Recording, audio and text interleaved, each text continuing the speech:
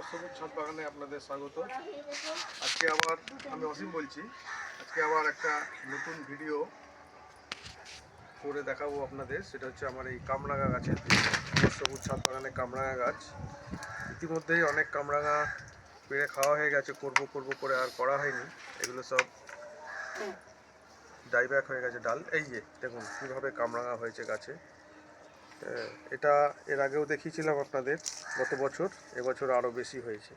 গাছ ভর্তি, সব জায়গাতেই কামরাঙা আছে, উপর নিচে চারিদিকে দেখুন কত কামরাঙা হয়েছে গাছটায়। গাছের যত্ন পরিচর্যা বলতে খালি মাত্র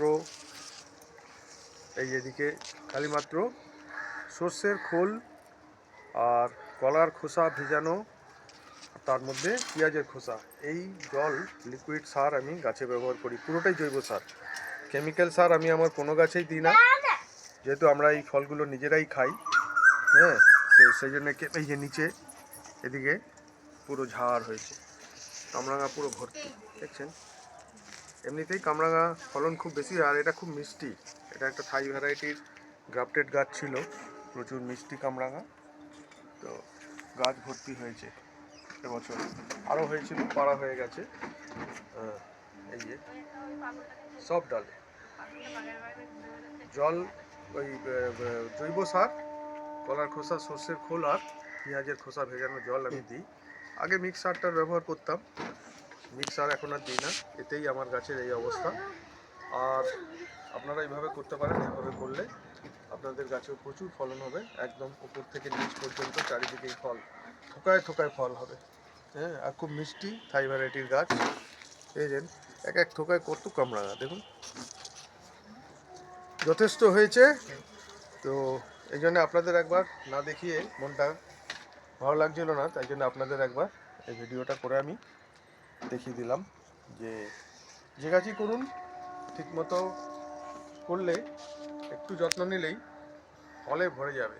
আস্তে আস্তে আরও অনেক গাছ হয়েছে আমার, যেগুলো ফুল হয়েছে, ফল হবে কিছুদিনের মধ্যেই, সাদা জাম, কালো জাম, সেগুলো আপনাদের আস্তে আস্তে আমি করে দেখাবো পরে। তো আজকে কামরাঙা গাছটা দেখিয়ে দিলাম। আপনারা এভাবে করুন, জৈব সার দেবেন, কেমিক্যাল সার না দেওয়াই ভালো।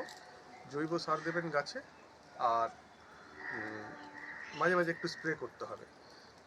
পোকামাকড় হলে প্রফেক্ট সুপার 1 ফোঁটা কি 2 ফোঁটা 1 লিটার জলে দিয়ে স্প্রে করতে পারেন। আর সব ফাঙ্গিসাইড, ব্যাবেস্টিন, এইসব স্প্রে করতে হবে। পোকা হলে, না হলে দরকার নেই। আমার ছাদ বাগানে কোনো পোকা হয়নি কখনো, সেই জন্য আমি ওইসব স্প্রে করি না। মাঝে মধ্যে একটু সাফ স্প্রে করি। তো এইভাবে করলেই আপনাদের গাছে প্রচুর ফলন হবে। গাছটা অনেক পুরনো, গোড়াটা দেখছেন কত মোটা, অনেক মোটা হয়ে গেছে, 3-4 বছর হয়ে গেছে গাছটার বয়স। আর একটা 20 লিটার জলের ড্রামে বসানো। এভাবেই করুন। মাটি, বালি, ভার্মি কম্পোস্ট, হ্যাঁ, এই 3টে দিলেই হবে, আর কিছু দিতে হবে না। মাটি, বালি, ভার্মি কম্পোস্ট দিয়ে গাছ লাগাতে পারেন, তাহলেই হবে। আজকে এখানেই শেষ করছি। প্রত্যেকে সুস্থ থাকুন, ভালো থাকুন, নমস্কার।